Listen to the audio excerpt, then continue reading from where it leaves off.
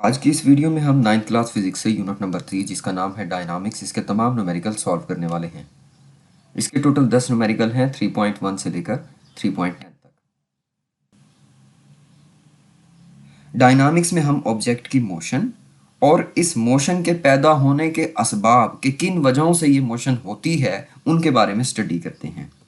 Numerical start करने से पहले कुछ फार्मूलाज मैं स्क्रीन पर लिख देता हूँ। अगर आपको ये नहीं आते तो आप इनको पहले मेमोराइज करें, फिर हम आगे चलेंगे। देखें, दो केसेस आपने अपनी बुक में देखे।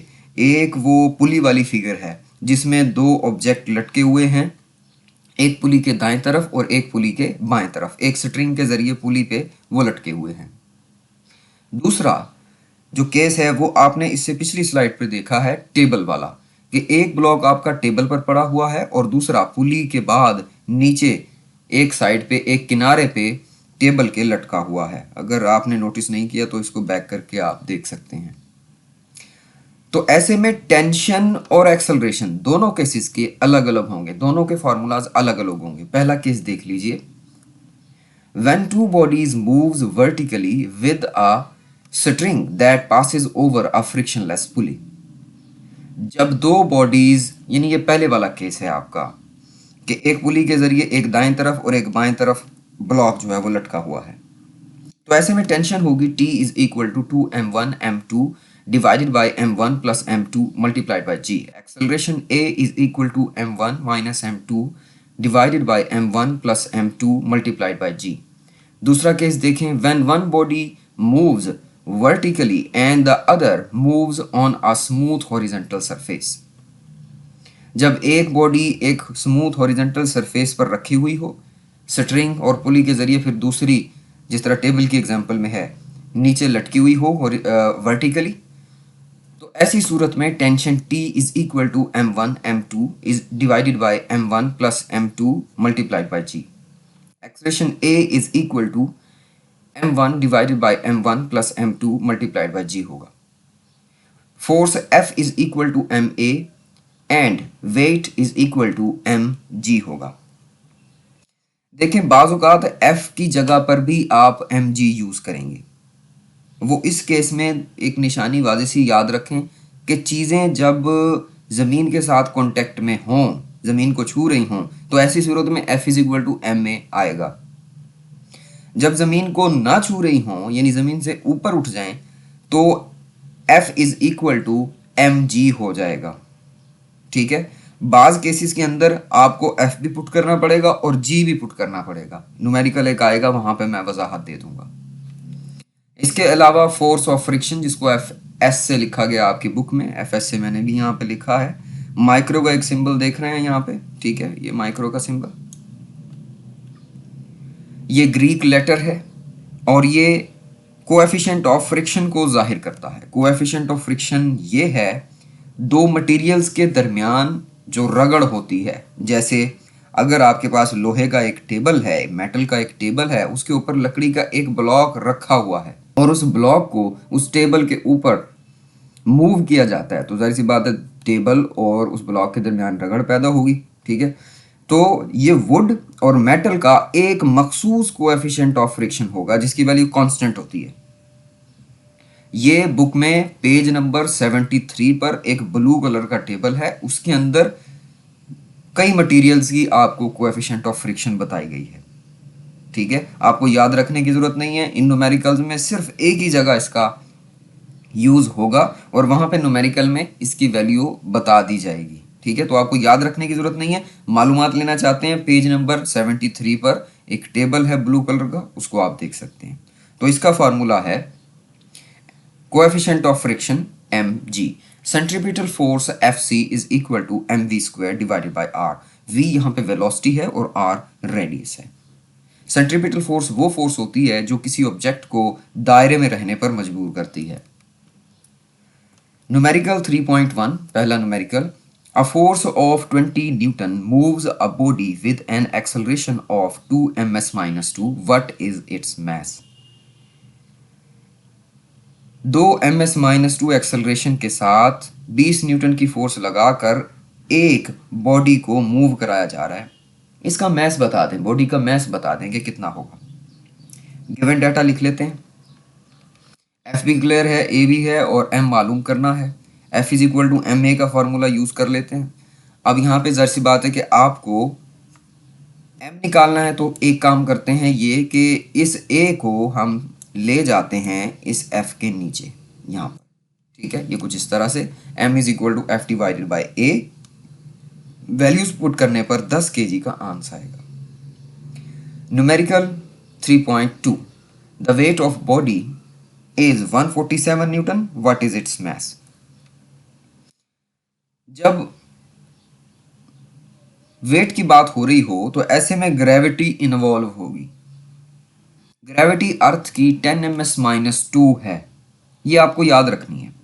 अगर आपको न्यूमेरिकल में दी गई है या नहीं दी गई, आपको पता होना चाहिए कि g is equal to 10 ms-2 होगा। इसकी एग्जैक्ट वैल्यू तो 9.8 है, लेकिन 10 यूज की गई है आपकी बुक में, तो 10 आप याद रखें। तो यहाँ पे हमारे पास जो है वो वेट दिया गया है 147 न्यूटन, मैस आपने निकालना है। तो W is equal to M G एक फॉर्मूला है। ठीक है, यहाँ पे g की वैल्यू मैंने बताया कि कितनी होगी, 10 होगी, ms-2। इसका यूनिट और एक्सेलरेशन का यूनिट सेम होता है। ठीक है, ग्रेविटी का और एक्सेलरेशन का। अब यहाँ पे जाहिर सी बात है कि इसको फार्मूले को हम, इस फार्मूले को W is equal to M G वाले को, इसको हम क्या करते हैं, इसको हम m के लिए लिख लेते हैं, यानी कि m is equal to W over g. इनकी वैल्यूज को पुट कर देते हैं। m is equal to 147 divided by 10, result आता है 14.7 किलोग्राम का। ये न्यूमेरिकल आपको अच्छे लग रहे हैं तो आप इसको लाइक कीजिए और दूसरों के साथ शेयर भी कीजिए। Numerical 3.3, how much force is needed to prevent a body of mass 10 kg from falling.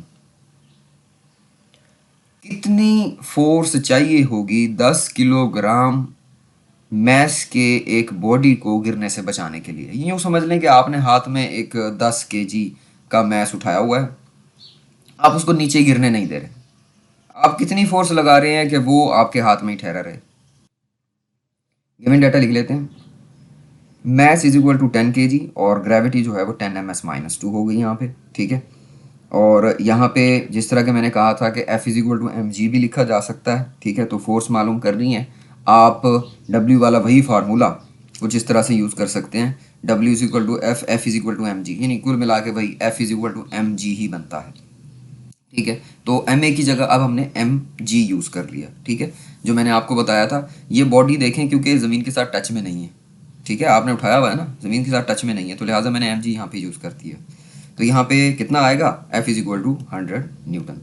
I hope ये तीन न्यूमेरिकल आपको क्लियर हुए होंगे। Numerical 3.4, find the acceleration produced by a force of 100 newton in a mass of 50 kg।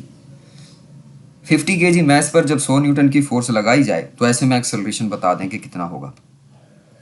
यहाँ पे F 100 है, मास 50 kg है, acceleration आपको मालूम करना है। F is equal to M A का फॉर्मूला आपको पता है, इसको यूज़ कर लेते हैं। इस बार इसको एक्सेलरेशन के लिए लिखते हैं। एक्सेलरेशन के लिए जब आप इसको लिख रहे हैं तो ऐसे में क्या होगा, जो m है वो m आपका इस F के नीचे चला जाएगा, तो ये होगा A is equal to F divided by m। कुछ इस तरह से इनकी वैल्यूज को पुट कर देते हैं। 100 divided by 50 is equal to 2 ms-2। ये आपके पास इसका रिजल्ट है। अगर आपको वीडियोस अच्छी लग रही हैं तो मेरी मोटिवेशन के लिए इस चैनल को सब्सक्राइब करें ताकि आपको नई अपडेट्स जल्द से जल्द मिल सकें। Numerical 3.5, a body has weight 20 newton, how much force is required to move it vertically upward with an acceleration of 2 ms-2। एक बॉडी जिसका वेट है 20 न्यूटन का, कितनी फोर्स लगाई जाए इसको वर्टिकली ऊपर उठाने के लिए या मूव कराने के लिए 2 ms-2 एक्सेलरेशन के साथ।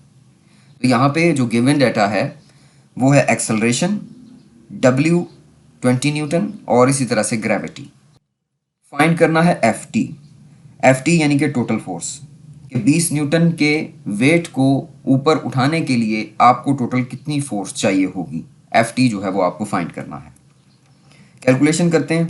यहाँ पे देखें, एक चीज़ को आप थोड़ा सा समझें, मैं कुछ यहाँ पे ड्रा करता हूँ और आपको समझाता हूँ। मान लीजिए कि ये वो 20 न्यूटन का ब्लॉक है। ठीक है, यानी कि ये वेट रखता है। ये डब्ल्यू जाहिर सी बात है कि इसको नीचे ग्रेविटी खींच रही है, ठीक है। डब्ल्यू क्या होता है, एम जी होता है। ये हो गया आपका एम जी। मान लीजिए कि ये ज़मीन पे रखा हुआ है वेट। इस वेट को उठाने के लिए आपको क्या करना है, इस वज़न को तो लामहला आपने उठाना ही है, ठीक है। और इसके साथ साथ कुछ एक्स्ट्रा फोर्स भी आपको लगानी पड़ेगी कि आप इसको ऊपर उठा सकें। ऐसे ही है ना कि वेट जितना है उतना तो आपको उठाना पड़ेगा, बदले में कुछ जोर आपको लगाना पड़ेगा। वो जो जोर है वो फोर्स है, ठीक है। उस जोर या फोर्स को भी आपको लगाना पड़ेगा, एक्स्ट्रा करना पड़ेगा इस वेट से, तब जाकर ये बॉडी ऊपर उठेगी।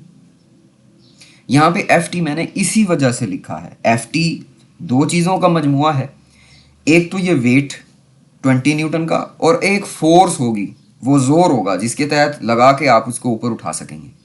उसको मैं कहता हूं लिफ्टिंग फोर्स एफ एल। और F L plus W F T बनाएंगे।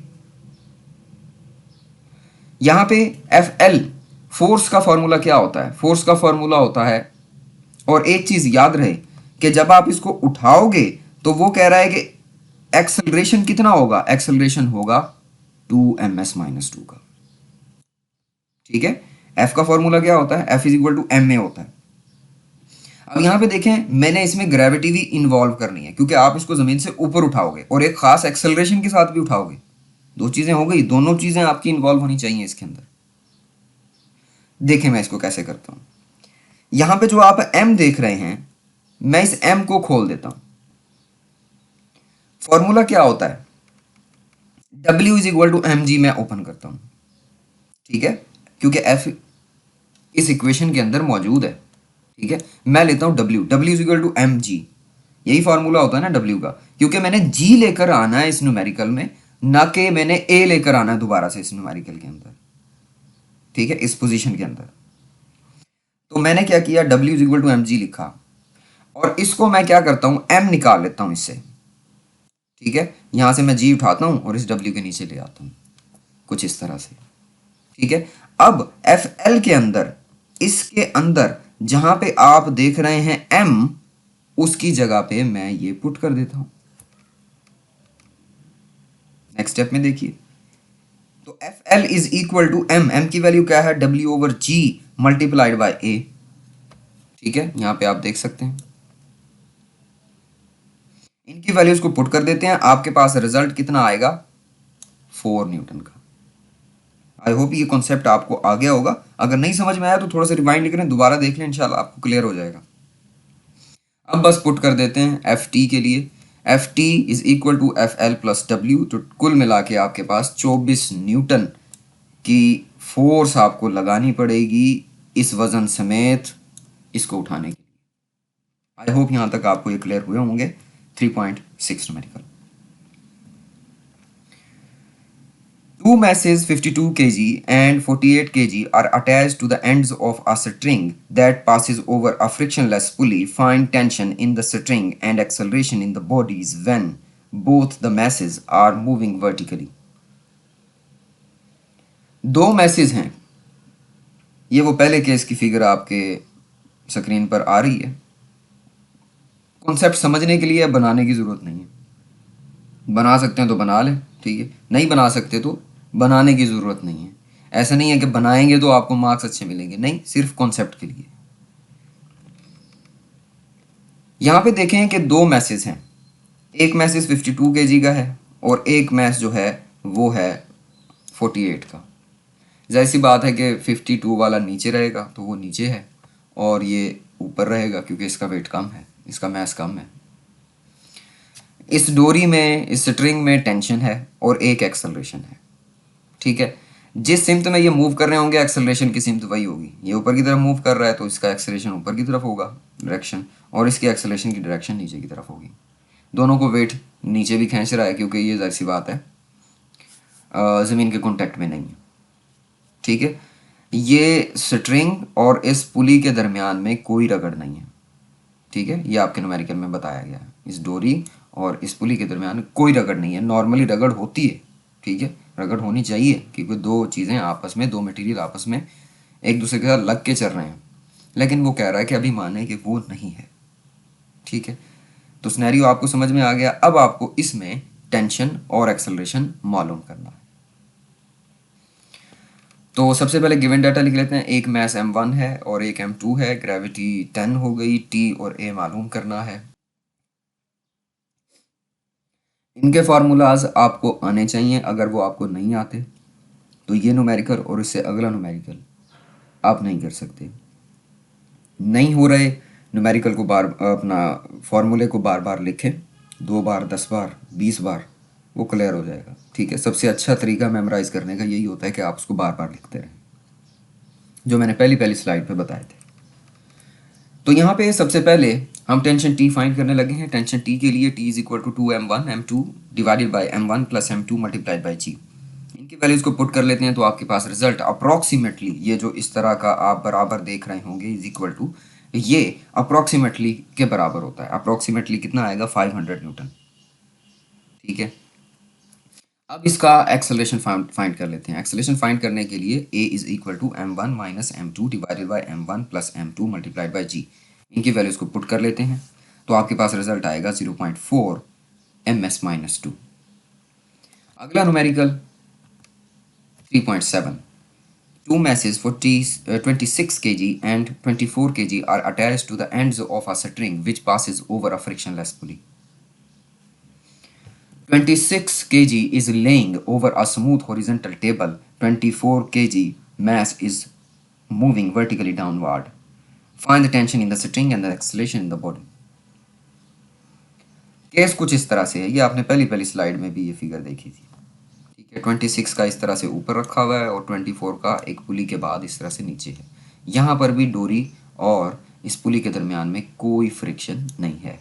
ठीक है, ये क्योंकि इस तरफ हरकत करेगी बॉडी, तो ऐसे में एक्सेलरेशन इसका इस सिमत में होगा, और ये बॉडी नीचे की तरफ हरकत कर रही है तो इसका एक्सेलरेशन इस सिमत में होगा, और दोनों के ऊपर ग्रेविटी भी जो है वो काम कर रही है। तो यहाँ पे गिवन डाटा लिख लेते हैं। गिवन डाटा आपके सामने है। मालूम करना है टी और ए। टेंशन के लिए जो फार्मूला यहाँ पे है, T is equal to m1 m2 divided by m1 plus m2 multiplied by g. इनमें वैल्यूज को पुट कर दें तो आपके पास रिजल्ट आएगा अप्रोक्सीमेटली 125 न्यूटन।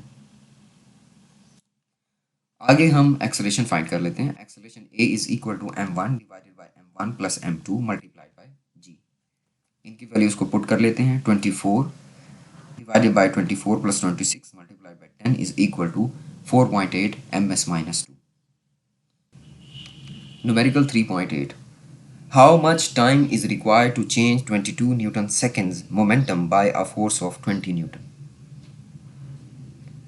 20 न्यूटन की फोर्स के जरिए किसी बॉडी के मोमेंटम को 22 न्यूटन सेकंड तक चेंज करने में कितना वक्त लगेगा? उसका पहला मोमेंटम हमें नहीं पता, जो भी था फोर्स लगाई वो चेंज हो गया और हो गया 22 न्यूटन सेकंड। तो ऐसे में टाइम आपको बताना है कि इसमें वक्त कितना लगेगा। गिवन डाटा लिख लेते हैं। चेंज इन मोमेंटम, जिसको आप डेल्टा पी से लिखते हैं। ठीक है, ये डेल्टा चेंज के लिए यूज़ किया जाता है। ये 22 न्यूटन सेकंड है। फोर्स आपके पास है 20 न्यूटन। टाइम आपको फाइंड करना है। इसका फार्मूला मेरे ख्याल है मैंने स्लाइड पे नहीं लिखा। ठीक है, खैर यहाँ पे देख ले। ये है F is equal to change in momentum divided by T. अब क्या करते हैं, इस टी और एफ की जगह को आपस में बदल देते हैं। ठीक है, T is equal to delta P divided by F. इनकी वैल्यूज को लिख देते हैं। 22 newton second divided by 20 newton is equal to 1.1 seconds. अगर आपको ये अच्छा लग रहा है तो मुझे कमेंट करके बताएं। अगर आपको किसी टॉपिक पर वीडियो चाहिए वो भी आप मुझे कमेंट सेक्शन में बता सकते हैं। 3.9. How much is the force of friction between a wooden block of mass 5 kg and the horizontal marble floor? The coefficient of friction between wood and the marble is 0.6. 5 kg mess के एक block को, wooden block को marble floor पर खींचने से कितनी force of friction पैदा होगी? अगर कोएफिशिएंट ऑफ फ्रिक्शन लकड़ी और मार्बल के दरमियान 0.6 होता। गिवन डाटा लिख लेते हैं। m is equal to 5 kg और coefficient of friction 0.6। fs find करना है। फार्मूला आपको पता है, fs is equal to coefficient of friction m multiplied by g। इनकी वैल्यूज को पुट कर ले, सिंपली आपके पास रिजल्ट आएगा 30 न्यूटन का। Numerical 3.10 how much centripetal force is needed to make a body of mass 0.5 kg to move in a circle of radius 50 centimeter with a speed 3 ms-1। समझिए कि आपके पास एक स्ट्रिंग है, एक डोरी है, उसके साथ 0.5 kg का एक मैस बंधा हुआ है, ठीक है, और आप उसको घुमा रहे हैं। जब वो घूमेगी तो दायरे में घूमेगी, ठीक है। उस दायरे का रेडियस है 50 सेंटीमीटर का, ठीक है। मैस कितना है 0.5 kg का, और वो दायरे का जो रेडियस है, रेडियस क्या होता है, दायरे के सेंटर से लेकर उसकी बाउंड्री तक का फासला। तो वो जब घुमाया जा रहा है 3 ms-1 की स्पीड के साथ, तो कितनी सेंट्रीपिटल फोर्स ऐसे में काम कर रही होगी इस मैस के ऊपर, ये आपको बताना है। Given data m is equal to 0.5 kg, v is equal to 3 ms-1, r is equal to 50 centimetre. Centimetre को मीटर में करने के लिए डिवाइडेड बाय 100 करते हैं, 0.5 मीटर रिजल्ट आ गया। फाइंड एफ सी कर लेते हैं। F C is equal to M V square divided by R, 0.5 3 square divided by 0.5, ठीक है। 0.5 से कैंसिल हो गया और आपके पास जो रिजल्ट बनता है वो बनेगा 9 न्यूटन का। ये कैंसिल हो गया, ये 9 न्यूटन। आई होप कि ये न्यूमेरिकल आपको समझ में आए होंगे। इंतहाई सादा न्यूमेरिकल हैं, आपने महसूस खुद भी किया होगा। एक आध न्यूमेरिकल कहीं पे है जो थोड़ा सा ट्रिकी इसमें हो जाता है, बाकी इसके अंदर कोई परेशानी वाली बात नहीं है। Thanks for watching and don't forget to subscribe.